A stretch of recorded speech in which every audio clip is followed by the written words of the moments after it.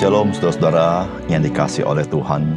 Ada kalanya kita baru merasa plong jikalau kita bisa membalas kejahatan dengan kejahatan juga.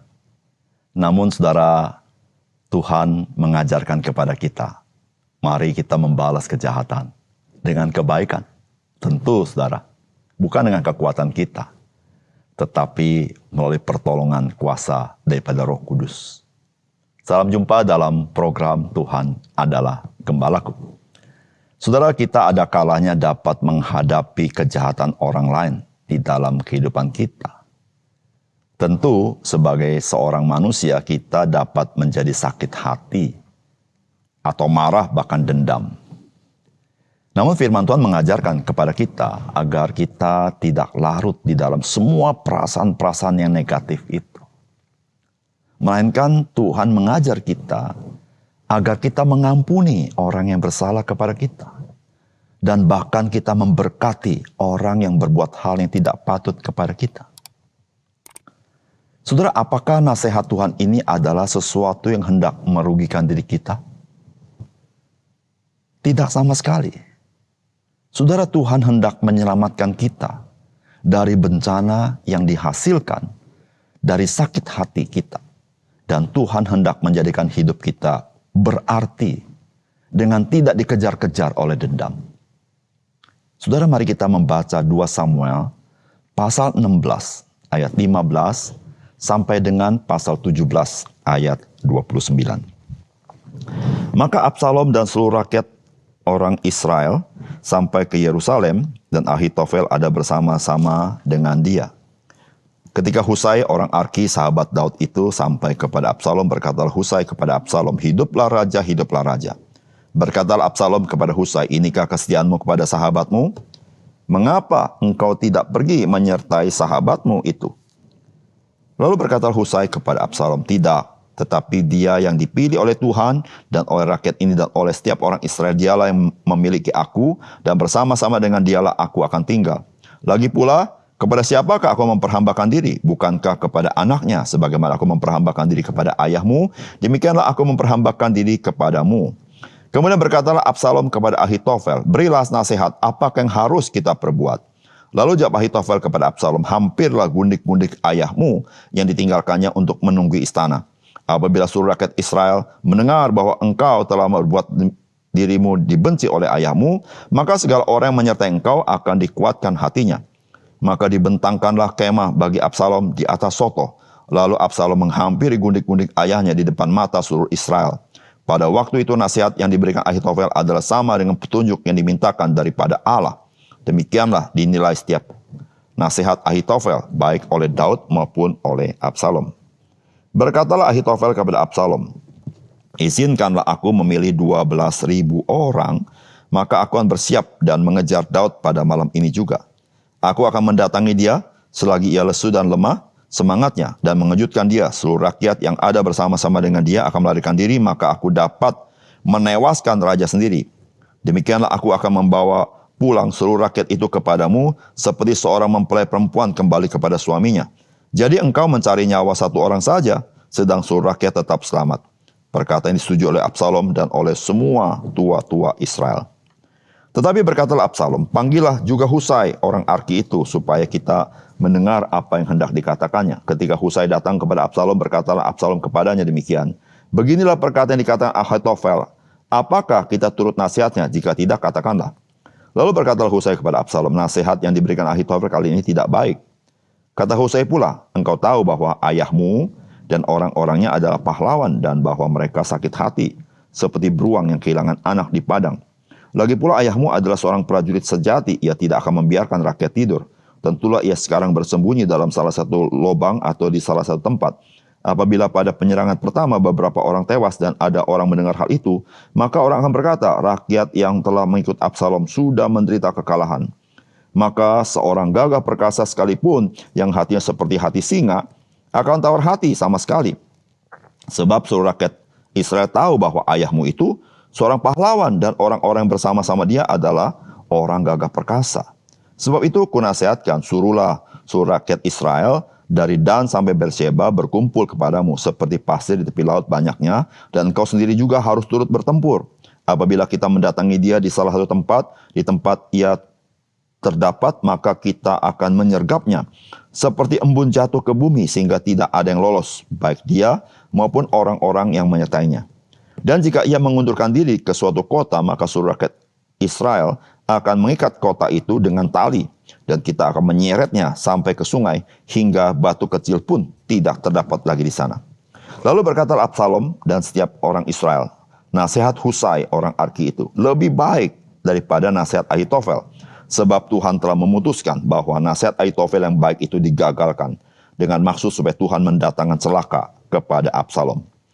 Sesudah itu berkatalah Husai kepada Sadok dan kepada Abiatar, imam-imam itu, ini dan itu dinasihatkan Ahitofel kepada Absalom dan kepada para tua-tua Israel. Tetapi ini dan itu kunasihatkan. Oleh sebab itu suruhlah dengan segera memberitahukan kepada Daud demikian. Pada malam ini janganlah bermalam di tempat-tempat penyeberangan ke padang gurun, tetapi menyeberanglah dengan segera, supaya jangan raja dan seluruh rakyat yang bersama-sama dengan dia itu ditelan habis. Yonatan dan Ahimaas menunggu di En-Rogel. Dan setiap kali ada seorang budak perempuan yang datang membawa kabar kepada mereka, dan mereka pun langsung memberitahu Raja Daud, sebab mereka tidak boleh dilihat memasuki kota. Tetapi seorang anak melihat mereka, lalu memberitahukan Absalom. Jadi pergilah keduanya dengan segera, dan sampailah mereka ke rumah seseorang di Bahurim yang mempunyai sumur di halamannya. Maka turunlah mereka ke dalamnya.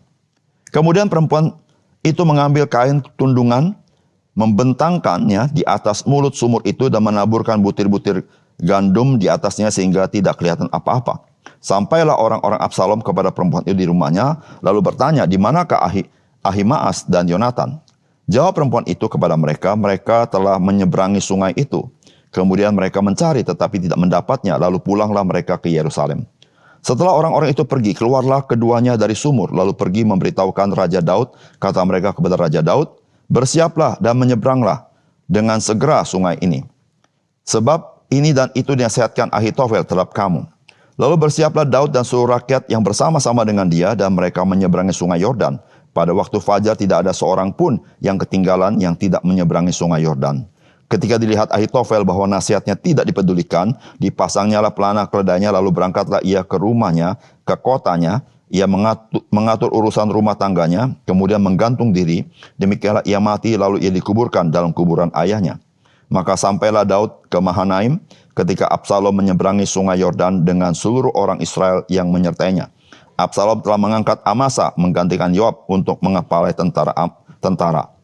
Amasa adalah anak seorang yang bernama Yitra, seorang Ismail yang telah memperistrikan Abigail binti Nahas, saudara perempuan Seruya, ibu Yoab. Lalu orang Israel dan Absalom berkemah di tanah Gilead. Ketika Daud tiba di Mahanaim, maka Sobi bin Nahas dari Raba, kota Bani Amon, dan Makir bin Amil dari Lodebar, dan Barzilai, orang Gilead dari Rogelim, membawa tempat tidur, pasu, periuk belanga, juga gandum, jelai tepung, berti gandum, kacang babi, kacang merah besar, kacang merah kecil, madu dadih, kambing domba, dan keju lembu bagi Daud dan bagi rakyat yang bersama-sama dengan dia, untuk dimakan. Sebab kata mereka, rakyat ini tentu telah menjadi lapar, lelah, dan haus di padang gurun. Saudara yang dikasihi oleh Tuhan, Absalom mengangkat diri menjadi raja orang Israel, dan ia didukung oleh Ahitofel, penasehat utama Raja Daud. Tentu hal ini menguatkan posisi daripada Absalom. Namun betapapun pendukung Absalom adalah seorang penasehat yang diurapi Tuhan, tidaklah berarti Tuhan berkenan kepada Absalom dalam hal ia merebut kekuasaan dari Raja Daud. Saudara, bukan manusia yang menentukan perkenanan Tuhan, tetapi Tuhanlah yang menentukan apa dan siapa yang berkenan kepadanya. Apakah pesan firman Tuhan bagi kita hari ini?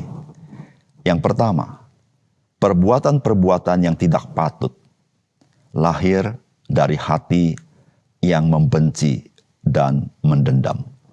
Saudara, firman Tuhan berkata begini, kemudian berkatalah Absalom kepada Ahitofel, berilah nasihat apakah yang harus kita perbuat. Lalu jawab Ahitofel kepada Absalom, hampirlah gundik-gundik ayahmu yang ditinggalkannya untuk menunggu istana. Apabila seluruh Israel mendengar bahwa engkau telah membuat dirimu dibenci oleh ayahmu, maka segala orang percaya engkau akan dikuatkan hatinya. Maka dibentangkanlah kemah bagi Absalom di atas sotoh, lalu Absalom menghampiri gundik-gundik ayahnya di depan mata seluruh Israel. Pada waktu itu nasihat yang diberi Ahitofel adalah sama dengan petunjuk yang dimintakan daripada Allah. Demikian dinilai setiap orang nasihat Ahitofel, baik oleh Daud maupun oleh Absalom. Lalu ayat 1 dan 2 dari pasal 17. Berkatalah Ahitofel kepada Absalom, izinkanlah aku memilih 12.000 orang, maka aku akan bersiap dan mengejar Daud pada malam ini juga. Aku akan mendatangi dia selagi ia lesu dan lemah semangatnya dan mengejutkan dia. Rakyat yang ada bersama-sama dengan dia akan melarikan diri, maka aku dapat menewaskan raja sendiri. Saudara yang dikasihi oleh Tuhan, Ahitofel adalah penasihat utama daripada Raja Daud. Tetapi sekarang dia membelot, dia mendukung Absalom menjadi raja. Saudara, mengapa Ahitofel ini bisa membelot kepada Absalom? Saudara, kalau kita mengetahui latar belakangnya, maka kita dapat mengerti mengapa dia berbuat demikian. Saudara, Ahitofel ini adalah kakek daripada Batsheba. Saudara, kita tahu bagaimana Raja Daud telah berbuat hal yang tidak patut dengan membunuh Uria. Saudara, tentulah hal ini sangat menyakitkan hati daripada Ahitofel. Saudara, kita tidak boleh lupa bahwa Uria adalah seorang pahlawan yang setia mendukung Raja Daud sebagaimana Ahitofel. Tetapi Raja Daud telah mengorbankannya. Saudara, hal inilah yang membuat Ahitofel mempunyai perasaan mungkin benci dan juga dendam dengan perbuatan Raja Daud. Saudara, benci, dendam, tidak suka itu ada di dalam hati Ahitofel. Tetapi semua itu muncul di dalam nasihat-nasihat dan tindakan-tindakan yang akan diperbuat Ahitofel. Saudara, nasihat yang keluar dari mulut Ahitofel kepada Absalom, sebuah nasihat yang tidak patut, di mana Absalom telah berbuat hal yang tidak patut kepada gundik-gundik ayahnya. Saudara, memang betul nasihat dia. Jikalau Absalom berbuat demikian, maka rakyat Israel lebih berani dan lebih teguh dalam pendirian. Kenapa? Karena berarti Absalom telah membangun permusuhan abadi dengan ayahnya, dengan tindakan-tindakannya itu. Juga kita melihat bagaimana Ahitofel, dia meminta pasukan secara khusus untuk membunuh Raja Daud. Saudara yang dikasihi oleh Tuhan, kita harus sangat waspada dengan apa yang di dalam hati kita, atau dengan bahasa lain, apa yang kita simpan dalam hati kita. Saudara, jangan pernah kita berpikir apa yang kita simpan dalam hati kita hanya ada dalam hati kita, tidak berpengaruh kepada perbuatan kita. Saudara, satu kali dia akan muncul dalam perbuatan kita. Mungkin tidak langsung, sebagaimana Ahitofel pun tidak langsung. Tetapi saudara, apa yang kita simpan dalam hati kita, jikalau hal itu adalah hal-hal yang jahat, hal-hal yang berdosa, satu kali saudara, dia akan menghasilkan buah di dalam perbuatan-perbuatan kita. Oleh karena itu, saudara yang kasih dalam Tuhan, mari kita menyimpan dalam hati kita hal-hal yang baik, lalu membuang perkara-perkara yang jahat. Supaya apa? Supaya perkara-perkara yang jahat jangan menguasai kita, tapi justru perkara yang baik menguasai kita. Sehingga kita boleh hidup memperkenankan Tuhan, bahkan juga menjadi berkat bagi orang lain. Yang kedua, saudara firman Tuhan mengajarkan kepada kita, banyaklah rancangan di hati manusia, tetapi keputusan Tuhanlah yang terlaksana. Itulah bunyi daripada Amsal pasal 19 ayat 21. Saudara, firman Tuhan berkata begini, lalu berkatalah Absalom dan setiap orang Israel, nasihat Husai orang Arki itu lebih baik daripada nasihat Ahitofel. Sebab Tuhan telah memutuskan bahwa nasihat Ahitofel yang baik itu digagalkan dengan maksud supaya Tuhan mendatangkan celaka kepada Absalom. Saudara yang dikasihi oleh Tuhan, betapapun manusia begitu cerdas, begitu cermat, dan begitu cerdik. Manusia tidak bisa melampaui Tuhan. Kita tidak pernah boleh berpikir kalau manusia setelah melakukan yang terbaik, maka segala sesuatu pasti terjadi. Tidak juga. Saudara jangan lupa, ada Tuhan. Dia mengatasi segala sesuatu. Manusia boleh merancangkan dalam hatinya segala sesuatu. Tetapi saudara, Tuhanlah yang memutuskan apakah terlaksana atau tidak. Saudara, Ahitofel, nasihatnya sangat-sangat baik. Tetapi saudara, nasihat ini digagalkan.